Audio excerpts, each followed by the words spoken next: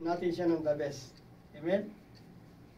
Para mabigyan po natin siya ng the best na papuri, pagsamba sa Espiritu at katotohanan. So yun po, bali ang Panginoong Diyos na paparangalan kapag nandun po yung ating obedient. Nandun yung ating, kasi ang Panginoong Diyos talaga, tayo inilikha po niya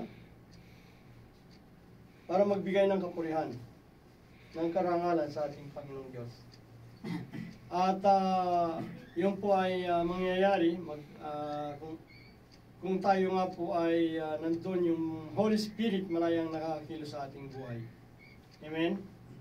So yan po makikita po natin na ang Panginoong Diyos talaga, sa Kanya mismo nagmumula yung liwanag.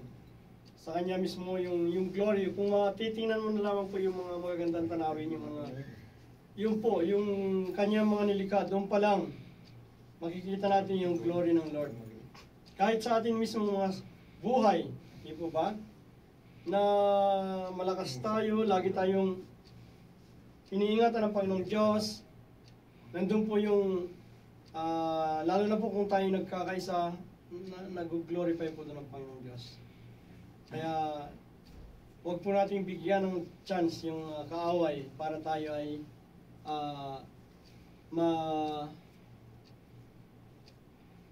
magkaroon po ng division, pagkos sa ating pagkakaisa doon pa lang ay nag-glorify na po natin ang Panginoong Diyos. Kaya ibigay po natin yung the best. Amen?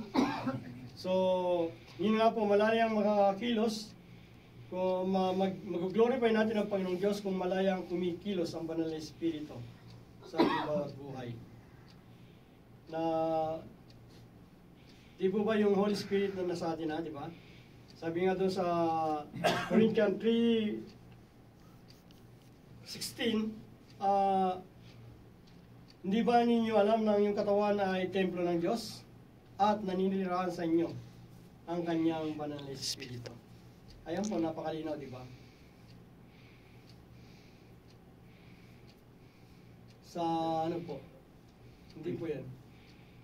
Binanggit ko lang yung yung kinote ko lang po yun. Bali nasa Corinthians 3:16 po yun. Parehas pala yung verse, kaya nilagay niya doon. Sa Corinthians po yan. Second po. Alam ko first yan first.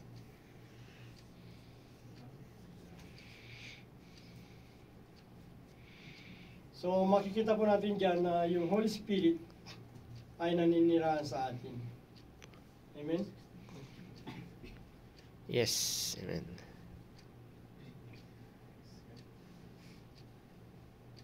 Hindi pa rin yata yan sa second po. Naman po sa second. Kasi yung PowerPoint ko po hindi mabuksan. Kaya yun po kung ano yung i-reveal ng Holy Spirit.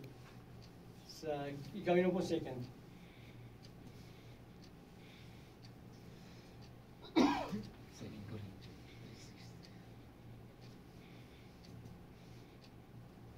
Ayan. 17, nilagay mo yung 17.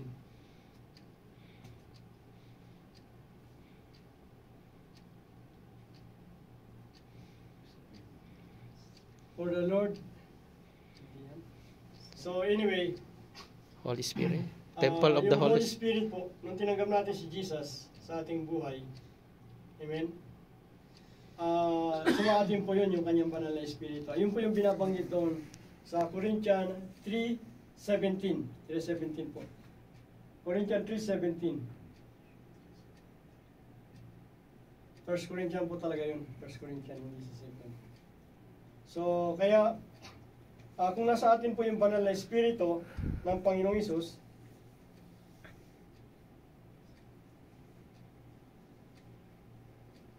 kung nasa atin po yung Holy Spirit, ibig sabihin po, kung malayang nakakakilos siya, marami pong magagawa po sa ating buhay bilang Kristiyano.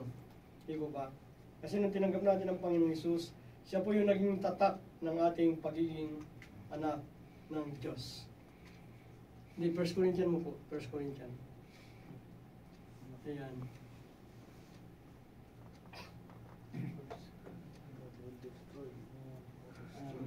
Gawin mong dalawa, 16, 17.